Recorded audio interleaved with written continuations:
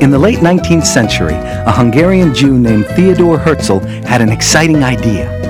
Why not establish a modern Jewish state in the ancient land of Israel? Works for me, said thousands of Jews, and headed to the barren lands of the Middle East where their ancestors once lived. They became the first modern Zionists, the pioneers. They began developing the land, building cities, villages, and kibbutzim, collective farms. They decided to speak Hebrew, the original language of the Bible, even though no one had spoken the language for 2,000 years. Hebrew is written from right to left, unlike English, which is written from left to right. This Jewish national revival created tension with the local Arab population. Despite many hardships, the young Jewish pioneers persevered. The Holocaust of World War II was the greatest tragedy ever to hit the Jewish people. Hitler's Nazis murdered 6 million Jews in Europe, more than a third of the whole Jewish people. After the Holocaust, the United Nations voted to partition the land, then called Palestine, and create two states, an Arab state and a Jewish state. The Jews accepted the partition plan, and on May 14, 1948, the modern state of Israel was established. But the Arabs rejected the whole idea of a Jewish state in the region and declared war. 5 Arab armies attacked from all sides. Jerusalem became a divided city. Thousands of Palestinians fled to neighboring countries. Although suffering heavy losses, the outnumbered Jewish forces pushed back the invaders, and the brand new Jewish state survived. In the 4 years after the state was founded, Israel doubled its population, taking in Jewish refugees from war-torn Europe and immigrants from Arab countries where Jews were persecuted for centuries. In 1967, the Arabs threatened Israel with war.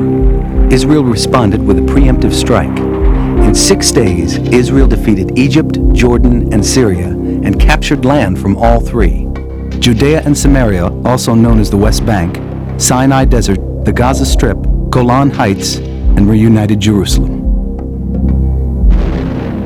In 1973, another war, a surprise attack on Israel by Egypt and Syria on Yom Kippur, the holiest day on the Jewish calendar. After many fierce battles, Israel fought off the attack. After every war, Israel's leaders extended their hand in peace. In 1977, the president of Egypt, Anwar Sadat, finally grasped that hand. President Sadat visited Jerusalem and started peace negotiations. In 1979, the two countries made peace, and Israel returned the Sinai to Egypt, completing its withdrawal in 1982. And slowly others followed, with Israel signing agreements with the Palestinians in 1993 and the Jordanians in 1994. Now there's hope in the Middle East that the future of the region is one of peace and prosperity.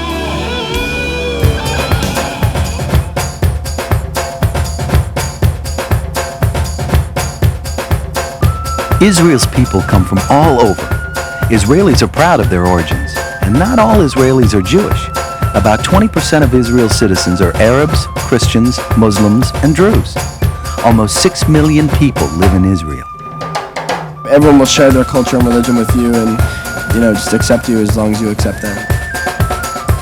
Environmental conservation is very important to Israelis. They love nature and their land. They spend much of their leisure time hiking through the countryside, observing the spectacular landscape and admiring hundreds of varieties of wildflowers.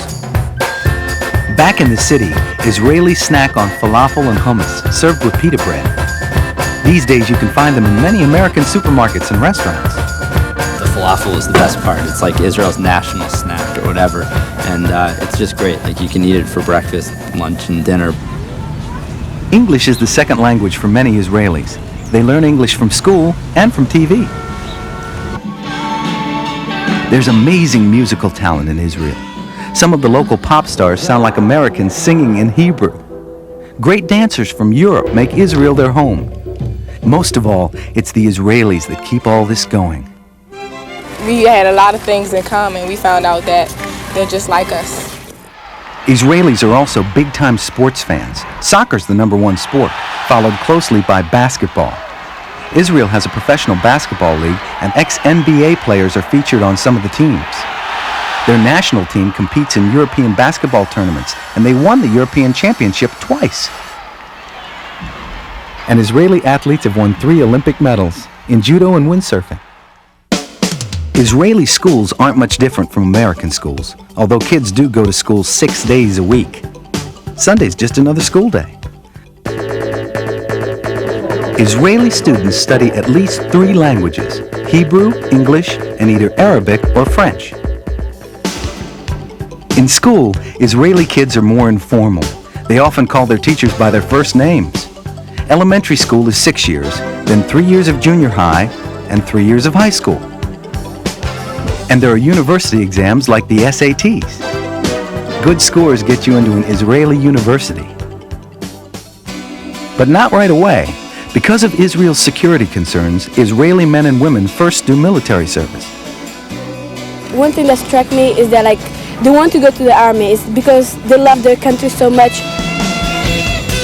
Starting at the age of 18, men serve 3 years, women just under 2. The Army testing process starts while they're still in high school. The Army becomes part of every family's life in Israel. Many men do reserve Army service every year into their 40s, so it's not unusual to have a father and a son in uniform at the same time.